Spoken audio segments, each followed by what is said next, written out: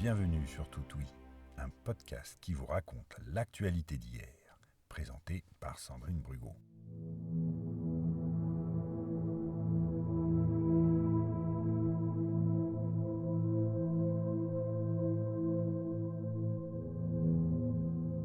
Nous sommes le 22 juillet 1890. Un sous-brigadier d'octroi va prendre son service vers 4 heures du matin à La Villette et longe le canal de l'Ourcq. Non loin retentissent les hurlements des bêtes qu'on égorge aux abattoirs tout proches. Arrivé près du pont qui va vers le marché aux bestiaux, il voit flotter sur l'eau à 50 mètres du bord un paquet informe qui attire son attention. Très intrigué, il s'approche et croit s'apercevoir que ce n'est pas un paquet de linge, mais un corps, un petit corps. Le sous-brigadier avise un marinier. Tous deux, à l'aide de crocs, attirent le paquet sur le chemin de halage. Il s'agit bien d'un corps, celui d'une petite fille, dont le visage est enveloppé dans une camisole blanche. Un cordon de store fait 5 fois le tour de son cou, puis entoure le cadavre, maintenant les bras le long des hanches. L'employé d'octroi court rue de Nantes avertir de cette lugubre découverte le commissaire de police du quartier. Ce magistrat procède aux premières constatations. L'enfant paraît âgé d'une dizaine d'années et est remarquablement joli. Les traits sont fins et délicats. La figure poupine a recouvré sa sérénité dans la mort. Les yeux sont grands ouverts. La chevelure blonde ruisselante d'eau est retenue par un ruban noir. La petite morte est vêtue d'une robe courte en satinette noire à pois blancs, d'un tablier noir à manches, de bas de laine rouge, de couleur passée. Un seul pied est chaussé d'un soulier décollé en peau de chèvre. Le commissaire envoie le cadavre à la morgue où vers 9 heures il est examiné par M. Vibert, médecin légiste. Ce dernier constate au premier coup d'œil que l'enfant a été étranglé et que l'assassin lui a fait subir des outrages d'une nature particulièrement immonde. Les chairs sont déchirées et sur les cuisses, couvertes de sang, on remarque des ecchymoses semblant provenir d'une forte pression des doigts. Monsieur Goron, chef de la sûreté, serre les poings devant tant d'innocentes souffrances. Il sait que l'enquête sera difficile et qu'il aura besoin du hasard pour résoudre cette sale affaire. Tandis que la police se met sur le pied de guerre, le parquet charge M. Attalin de diriger l'instruction. Un homme se présente au commissariat de la Villette, pâle, les yeux battus, le visage décomposé. Il décline son identité. Monsieur Neu, âgé de 38 ans, d'Horreur-sur-Métaux, demeurant 13 passages de Patoria à Ménilmontant, père de 6 enfants et bientôt d'un 7e. Il vient d'apprendre qu'on a repêché dans le canal de l'Ourcq le cadavre d'une petite fille. Il craint que ce ne soit son enfant, sa pauvre petite Alice, qui a disparu la veille au moment où on venait de l'envoyer acheter du pain. Il donne le signalement de sa fille et le commissaire ne conserve aucun doute. C'est bien elle qu'on a retrouvée. Le père veut la voir. Il veut s'assurer de ses propres yeux qu'il s'agit bien de son enfant. Il ne peut pas croire que pareil malheur s'abatte sur lui et les siens. Il se rend à la morgue. On l'y attend car sa visite a été annoncée au moyen du téléphone. Dans la salle des confrontations, le petit corps gît étendu sur la dalle et recouvert d'un voile. Messieurs Attalin, juge d'instruction, et Goron, chef de la sûreté, sont prêts à recevoir les déclarations du malheureux père. Celui-ci est introduit et le voile est enlevé. Le cadavre apparaît avec ses yeux grands ouverts. Hélas oui, c'est bien sa petite Alice, s'écrie le malheureux père en fondant en larmes. Les magistrats l'interrogent ensuite sur les circonstances de la disparition de sa fille. Chaque soir, Alice se rendait après la classe chez sa grand-mère, rue de la Mare. Sa tante lui faisait faire ses devoirs. Vers 7 heures ce soir-là, sa tante l'envoie chez le boulanger. La petite ne revient pas. La grand-mère croit d'abord qu'elle s'amuse dans la rue, comme à son habitude. Mais à la fin, elle s'inquiète et se rend à la boulangerie. L'enfant n'y a pas paru. Que s'est-il passé ? Elle court chez le père pour voir si Alice n'y est pas. Mais non, Pressentant un malheur, fou de désespoir, le père se met alors à parcourir les postes de police du 20e arrondissement, mais en vain. Il ne recueille aucun renseignement. À 1 heure du matin, il revient chez lui, harassé de fatigue, la tête perdue. Le lendemain matin, il recommence ses recherches et c'est par un gardien de la paix vers 10 heures qu'il apprend l'horrible vérité. Les journalistes, bien sûr, se précipitent passage de Patoria. La famille Neu est très estimée dans le quartier. La femme, malgré ses 6 enfants, doit travailler car le salaire du père ne suffit pas pour nourrir tous ses enfants. Il y a dans cette obligation du travail pour les pauvres, en dépit des larmes, en dépit des désespoirs, en dépit des catastrophes, comme une fatalité douloureuse. On n'a pas le temps de pleurer. Les pauvres parents se confient aux journalistes. Ils ne comprennent pas ce qui a pu se passer. À 7 heures en juillet, il fait encore plein jour. Ils sont convaincus que ce n'est pas un homme qui l'a entraînée, car Alice aurait crié et on l'aurait entendue. De plus, elle était d'une timidité extraordinaire. C'est au point que quand on s'approchait d'elle pour la gronder, elle s'enfuyait en appelant sa mère.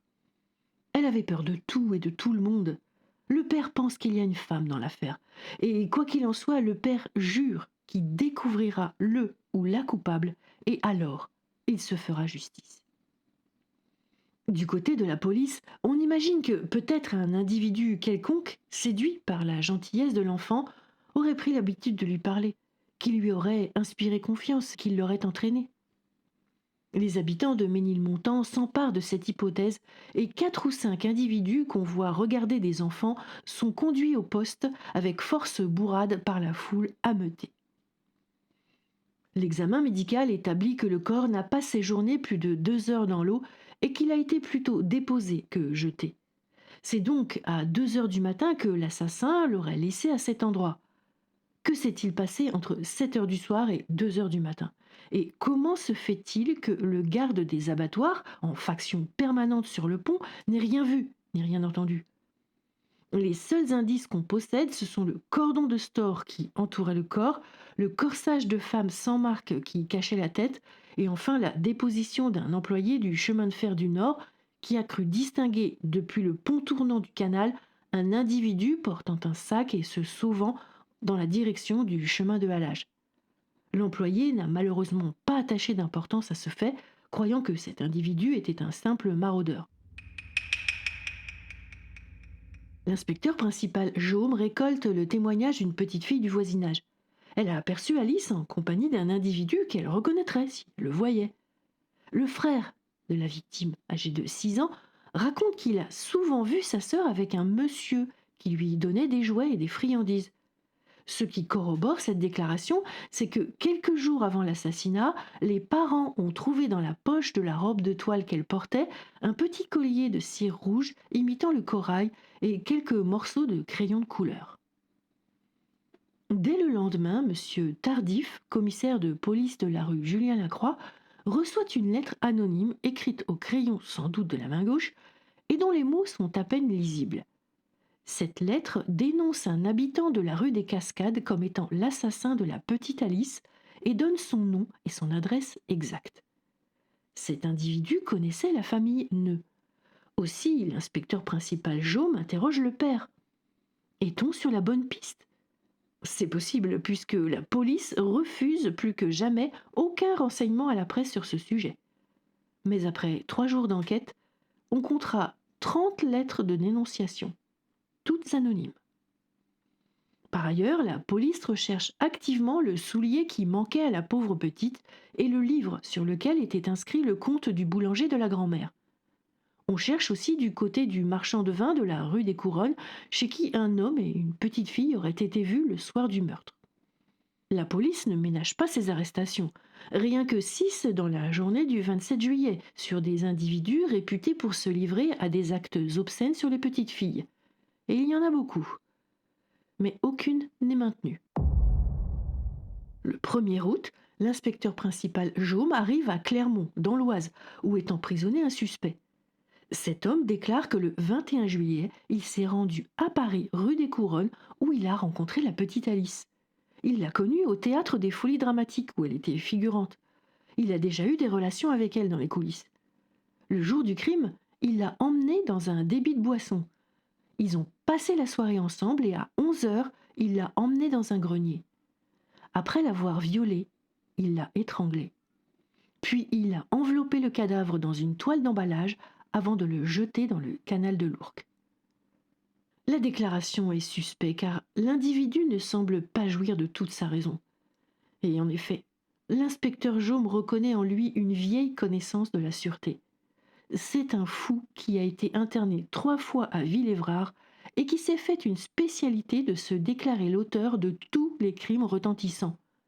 Il a lu dans les journaux le récit de celui du canal de l'Ourcq et il a bâti un roman. Et voilà l'inspecteur Jaume qui passe sa journée à convaincre un pauvre fou de son innocence. La police n'en finit pas de courir après les éventuels témoins, mais en vain. À part le rapport du légiste, rien ne fait avancer l'affaire. Voilà déjà 1 mois que la petite a été assassinée et la police court dans tous les sens comme un canard sans tête. Le 25 août, le juge Attalin donne l'autorisation d'inhumer. Le lendemain, on lit dans la presse qu'un suspect, un vrai suspect, vient d'être arrêté. Et c'est au moment même où on enterre la petite que l'inspecteur Jaume apporte aux parents dans la douleur la consolation de savoir entre les mains de la police le misérable qui a souillé leur enfant. L'homme s'appelle Antoine Perrier. Il a 61 ans et demeure 54 rue des Envierges. Il est employé en qualité de clerc chez un receveur des rentes de la place Saint-Michel. Il gagne bien sa vie.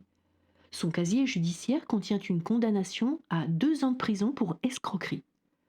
Le 21 juillet au soir, jour du crime, il quitte son domicile où il vit avec sa maîtresse pour ne plus jamais y revenir. Il retourne travailler les 22 et 23 juillet. C'est le 23 juillet que les journaux commentent l'affreuse découverte.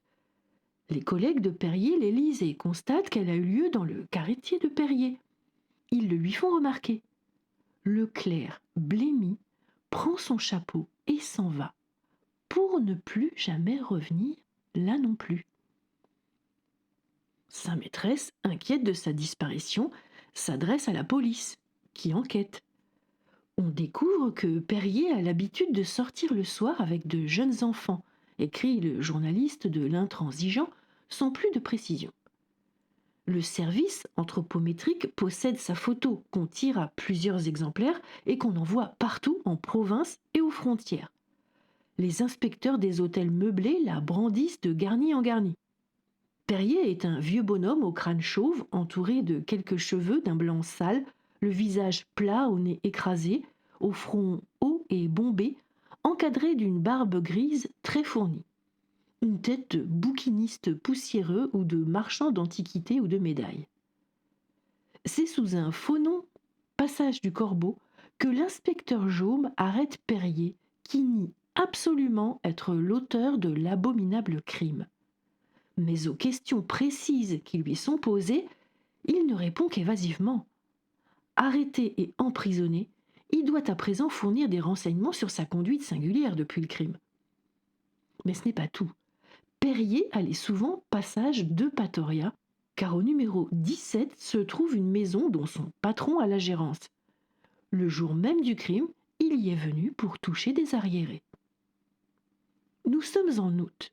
Le juge Attalin est en congé, c'est donc le juge Franqueville qui procède, le 26, à un interrogatoire des plus serrés. Mais Perrier est un vieil homme d'affaires retorse. Il lutte avec énergie contre l'accusation qui pèse sur lui et tout dans son attitude laisse prévoir qu'on ne lui arrachera pas facilement des aveux. Sa stratégie de défense ? L'oubli. Il ne sait plus où il était la nuit du crime et il ne sait plus dans quel hôtel il a dormi. Et puisqu'on l'accuse de meurtre, ce n'est pas à lui de prouver son innocence, mais à la justice d'établir sa culpabilité. Le bonhomme a de l'aplomb. Perrier justifie sa fuite en affirmant qu'il s'est rendu coupable de détournement au préjudice de son patron. Mais celui-ci déclare que c'est faux. Perrier ne lui a rien volé. D'ailleurs, c'est pour lui le type même de l'employé modèle. Comme les gens de son quartier, il ne le croit pas capable d'un tel crime. Mais alors, pourquoi n'en dit-il pas plus sur son emploi du temps la nuit du meurtre, puis depuis la mort de la petite Alice? Pourquoi loger à l'hôtel du Corbeau sous un faux nom? On découvre qu'il a fait un voyage à Dunkerque. Pourquoi? Tout ça est très mystérieux, donc suspect. Le juge Franqueville confronte Perrier à plusieurs témoins. Comme ces interrogatoires n'amènent aucun résultat, il déclare qu'il ne fera aucune déclaration à la presse. Néanmoins, le journal L'Intransigeant fournit le compte-rendu de ces interrogatoires. D'une part, Monsieur Neu, père de la victime, reconnaît Perrier pour l'avoir vu circuler dans le passage. C'est normal puisqu'il allait y encaisser des loyers. Mais quand on demande à Perrier dans quels appartements, il répond qu'il ne sait plus. Il persiste à affirmer qu'il s'est sauvé en raison du vol chez son patron, puis que sa fuite lui a fait perdre la tête, au point de ne plus savoir où il a dormi. C'est tellement improbable. Mais peut-être Perrier a-t-il intérêt à dissimuler ses actes du 21 au 27 juillet sans qu'il soit pour cela coupable de l'assassinat de la petite Alice. En l'absence du juge Attalin, le juge Franqueville se débat dans le vide et ne tardera pas à y patauger, prédit le journaliste. Plusieurs articles soulignent ensuite l'incompétence du juge Franqueville et le calme du suspect. Le journaliste prévoit que l'accusation contre Perrier sera abandonnée et l'affaire classée en attendant que le hasard livre l'assassin. Cette cabale contre le juge intérimaire n'est pas sans lien avec le fait qu'il ne fait aucune déclaration à la presse. En effet, l'Intransigeant signale le 6 septembre que M. Franqueville s'est décidé à sortir de son mutisme. Qui le croirait? Convaincu qu'il ne trouvera rien par lui-même, il espère que les journaux feront la besogne et commence par leur apprendre que la victime a été étranglée par les cordons de rideau et que la chemise qui entourait sa tête semble celle d'un garçon de 10 ans. Il termine en suppliant quiconque détenant un indice de se manifester. C'est évidemment un aveu d'impuissance. L'impression se confirme quand le juge se lance sur une autre piste que celle de Perrier, relative à la corde verte qui a servi à étrangler la victime. Je vous passe tous les gens qui déclarent que tel ou tel vieillard à barbe blanche, comme celle de Perrier, rôdait dans tel ou tel parc et cherchait à entraîner les enfants. Ainsi que le locataire qui, malheur à lui, a quitté son appartement en coupant les cordons des stores. Et les nombreux mythomanes qui s'accusent de ce crime ignoble. Cependant, avant peu, il est possible que cette pénible instruction aboutisse, puisque le juge intérimaire, très fatigué par cette affaire à laquelle il ne comprend rien, va aller se reposer à la campagne. Nul doute que pendant son absence, on arrivera à être fixé sur le compte de Perrier.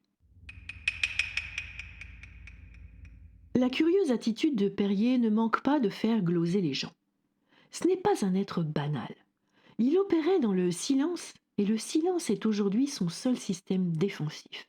« Je ne me rappelle pas », répond-il à toutes les questions que lui posent les tortionnaires du quai de l'Horloge. Et en effet, il paraît ne se rappeler de rien. L'amnésie est si bien jouée que pas un médecin ne pourrait affirmer que le patient n'est pas atteint de cette affection. Toute la vie de l'assassin présumé de la petite Alice Neu est enveloppée de mystères. On raconte des choses qui tiennent du roman feuilleton. Ainsi, l'existence en partie double. Au clair de l'étude où il était employé, Perrier racontait qu'il était pieux et qu'il avait pour meilleur ami le curé d'un village normand. Puis lorsqu'il rentrait chez lui, son premier soin était de pendre au porte-manteau sa redingote noire, son chapeau gibus et de revêtir une blouse après s'être coiffé d'une casquette. Dans cet accoutrement, il se rendait chez les anarchistes et fréquentait les réunions les plus révolutionnaires. Il rôdait dans les ruelles malfamées, dans les débits de vin les plus louches. Le goût des petites filles expliquerait peut-être ce déguisement. Dans les rues de Belleville, une cotte mal taillée se remarque moins qu'un costume, et les mioches écoutent plus volontiers un ouvrier qu'un riche monsieur. Mi-octobre, c'est-à-dire 2 mois après son incarcération, On commence à s'émouvoir dans la presse du manque de preuves concernant Perrier dans cette sale affaire.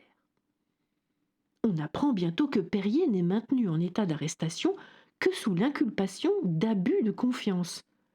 En ce qui concerne l'assassinat de la petite Alice, le juge d'instruction, M. Franqueville, donne sa langue au chat. Pour ce qui est de son état mental, le médecin légiste estime que Perrier n'est pas du tout amnésique. Il se souvient de faits remontant à l'année 1870 et les raconte sans omettre un détail. Pour le médecin, donc, Perrier simule la perte de mémoire.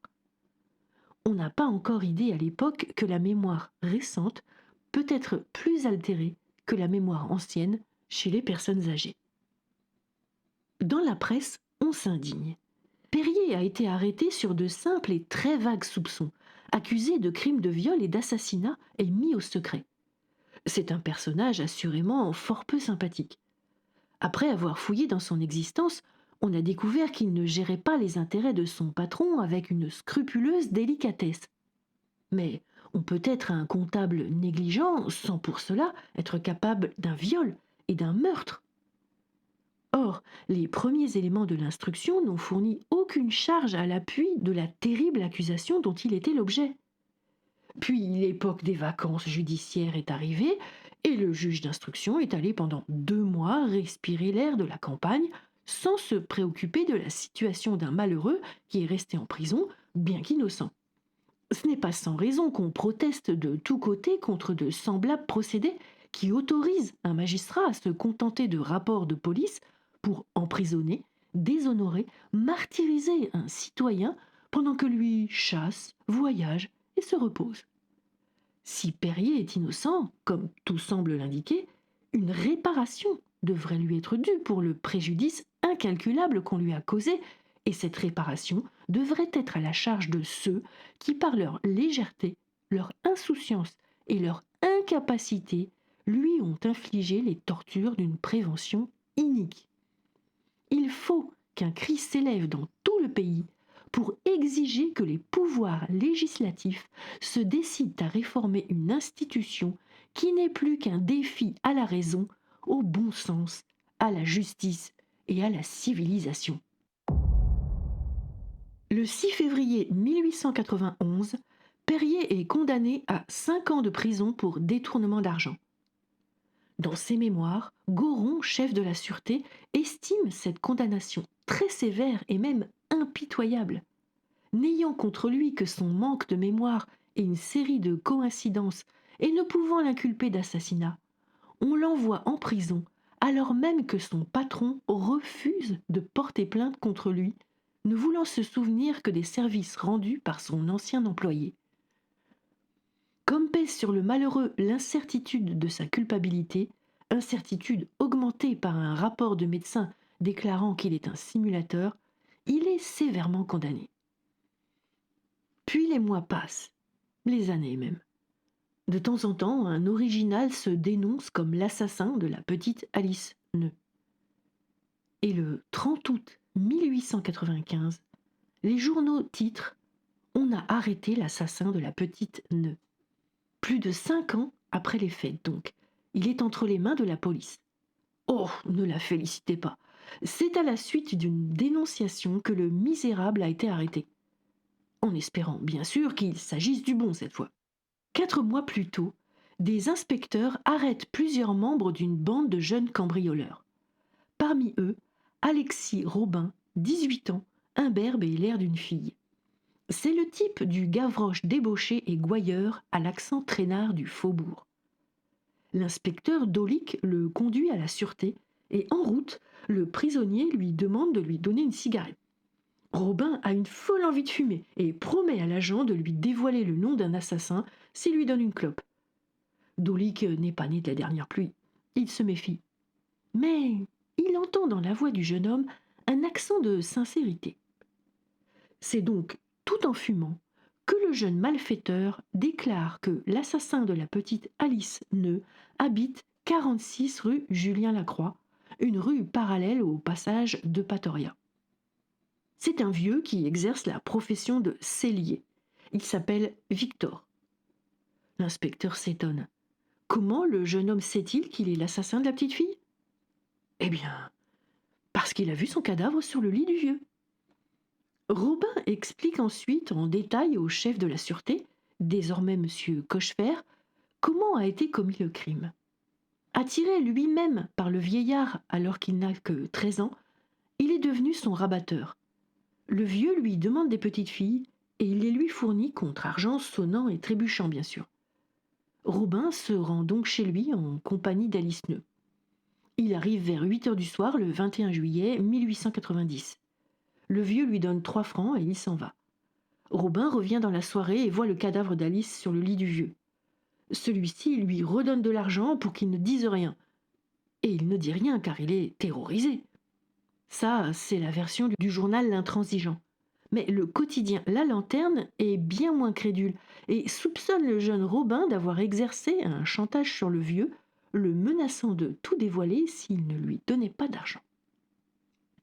Le parquet a en effet reçu des plaintes visant un certain Victor Voignier, 70 ans, sellier de son état, demeurant rue de Bagnolet à Paris.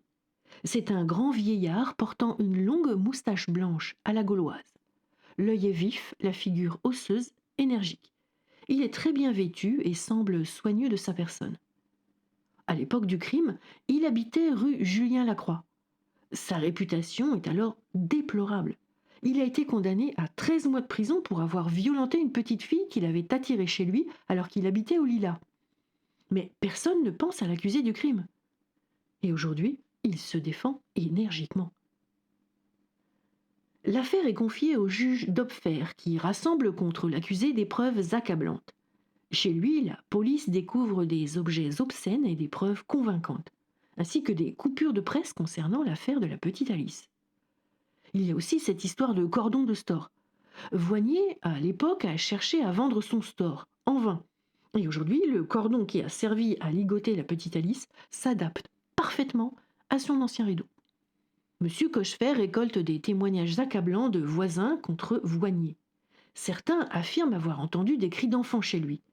Malgré le temps écoulé, les témoins conservent des souvenirs assez précis et déclarent formellement reconnaître Voignier comme l'individu qui recherchait des enfants et les attirait chez lui en leur offrant des friandises. Et comme la police ne ménage pas ses efforts, on envoie le brigadier Joubert du service de la sûreté à Montpellier pour interroger une jeune fille de 17 ans, jadis parisienne et victime de Voignier. Elle raconte sur le vieillard des choses épouvantables. Souvent, elle allait chez lui avec 2 autres petites filles. Il leur donnait des friandises. Quand elles ne faisaient pas ce qu'il voulait, il les menaçait de mort.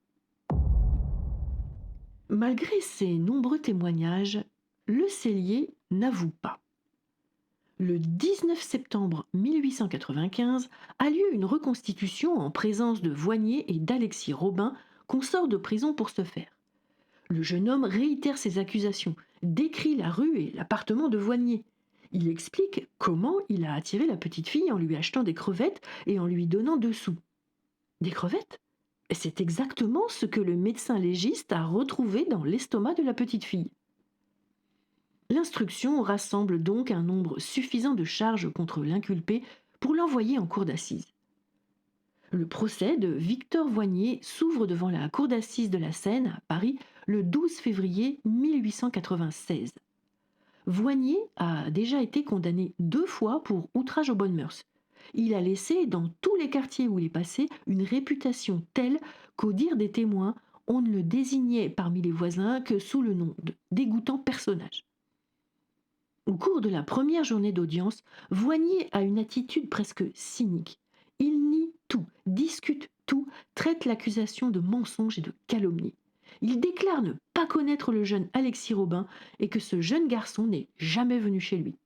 Alors que quand on a sorti Robin de prison et qu'on lui a demandé de se rendre chez Voignier, il y est allé sans se tromper. Robin témoigne entre 2 gendarmes au cours de la 2e journée d'audience car il est toujours prisonnier à Mazas. Il déclare qu'il était le pourvoyeur de petites filles de Voignier. Cochefer, chef de la sûreté, est parvenu à retrouver un grand nombre des petites filles menées chez Voignier par son pourvoyeur. Elles sont devenues femmes, bien sûr. Il y en a de mariées, des mères de famille, et toutes ont tenté de rejeter loin derrière elles ce terrible épisode de leur vie. Pour ne pas perdre ces malheureuses, la justice a procédé avec discrétion. Seules comparaissent au procès 3 jeunes filles sorties pour l'occasion de maisons de correction. Elles aussi reconnaissent Voignier. Elles n'osent pas décrire ce qu'elles ont fait avec lui, ce qui a définitivement brisé leur vie, mais elles affirment qu'il leur donnait de l'argent. Selon Robin, Voignier a remarqué la petite Alice jouant sur la place Notre-Dame de la Croix à Ménilmontant. Il a demandé à Robin de faire connaissance avec elle et de la lui procurer. Le 21 juillet, vers 7 heures du soir, Robin rencontre la petite Alice qui sort de chez ses parents, passage de Patoria. Il lui demande si elle est disposée à venir jouer. Elle répond que oui. Il lui propose alors d'aller faire une commission pour un vieux bonhomme. Elle fait d'abord des manières, puis finit par accepter. Robin raconte qu'à la porte de la maison de Voignier, la petite est prise de peur et ne veut pas monter. Alors ils montent ensemble, et c'est Robin qui frappe à la porte de Voignier. Il sait très bien vers quoi il amène la petite fille. Mais à 13 ans déjà, il n'a plus aucun sens moral.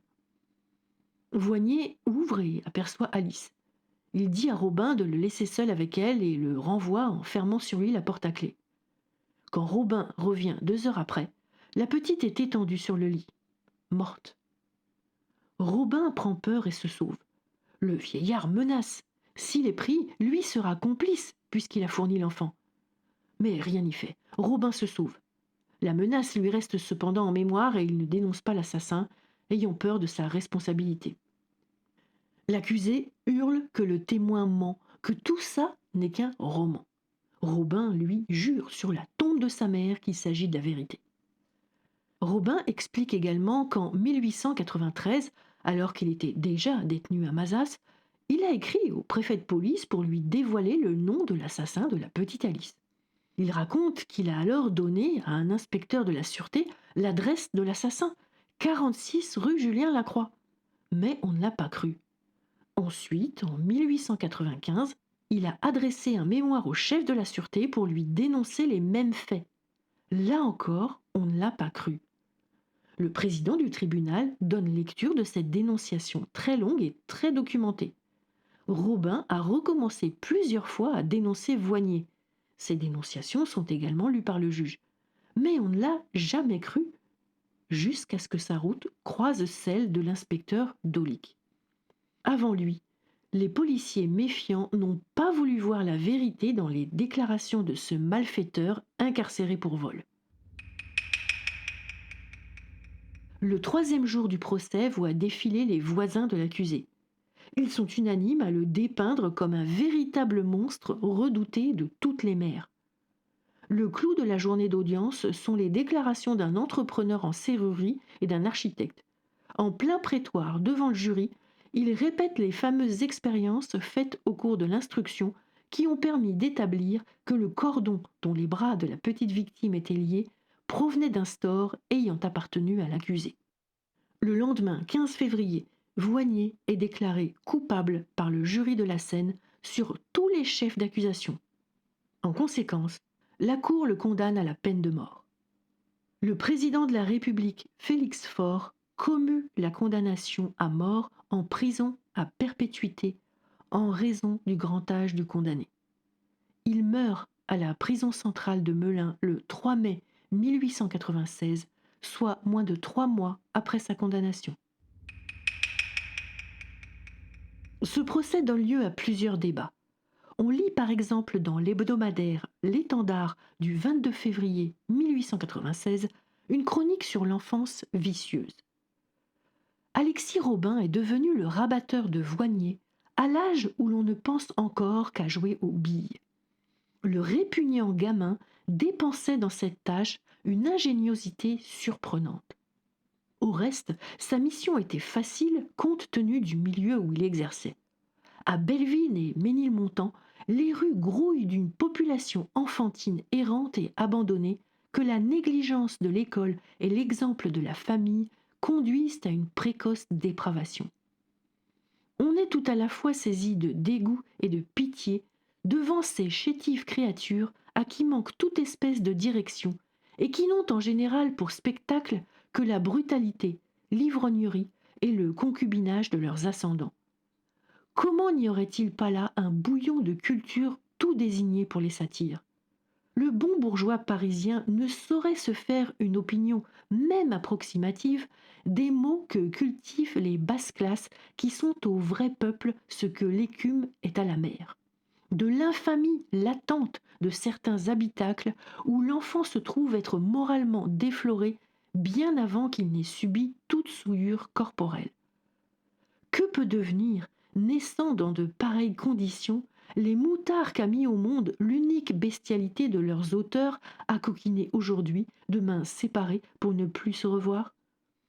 Là pousse néanmoins une innombrable marmaille, légion forcément nuisible plus tard, qu'il serait avisé de soustraire aux robins et aux voiniers si la loi scolaire était appliquée avec sa généreuse rigueur. Il faudrait que la protection de l'enfance ne soit pas un vain mot. Le journal La Liberté, dans son édition du 27 février 1896, tire d'autres conclusions des débats. Les complices, ce sont les voisins de l'infâme Voignier. Il a été démontré que ce dernier jouissait dans son quartier de la plus déplorable réputation. Tout le monde savait qu'il attirait chez lui de malheureuses fillettes. Les commères, dont pourtant la langue ne demande qu'à marcher, n'ont jamais dénoncé Voignier. Personne n'a rendu à la société le service de l'assommer comme un chien enragé. Un témoin est même venu déclarer tranquillement à la barre que le jour du crime, il avait vu conduire la petite Alice chez le même misérable dont il connaissait les mœurs et qu'il avait ensuite entendu sortir de l'appartement voisin des plaintes et des gémissements suivis d'un bruit mat provenant de la chute d'un corps. Ce brave électeur ne broncha pas alors qu'un coup de pied ou un coup de poing dans la cloison aurait probablement sauvé la fillette. Le fait n'est pas isolé. Les bourreaux d'enfants rencontrent ailleurs qu'à Paris cette complaisance silencieuse. Va-t-on trop loin quand on prétend que les complicités morales atteignent les témoins impassibles, les voisins égoïstes? Il est temps qu'un cri de réprobation aille jusqu'aux oreilles de ces timides et secoue cette indifférence. Je termine le récit de cette sale affaire par les mémoires de Marie-François Goron. L'ex-chef de la Sûreté a écrit ses mémoires une fois parti à la retraite. Le volume que j'ai consulté pour ce récit s'intitule « Les parias de l'amour ». Qui sont-ils, ces parias? Des fous qui ne connaissent de l'amour que les amertumes et les rancœurs, des détraqués que des subtilités morbides rendent incapables de tendresse. Combien d'entre eux ne portent-ils pas l'enfer de Dante en leur âme et ne sont-ils pas véritablement damnés? Goron a vu dans l'exercice de ses fonctions bien des choses ignobles, bien des choses qu'il est impossible de dire tant elles sont répugnantes. Mais peut-être doit-on autant de pitié que de mépris aux misérables esclaves des vices contre nature. L'homme que le vice a pris est perdu. Le vice ne le lâche plus et le torturera jusqu'à son dernier soupir.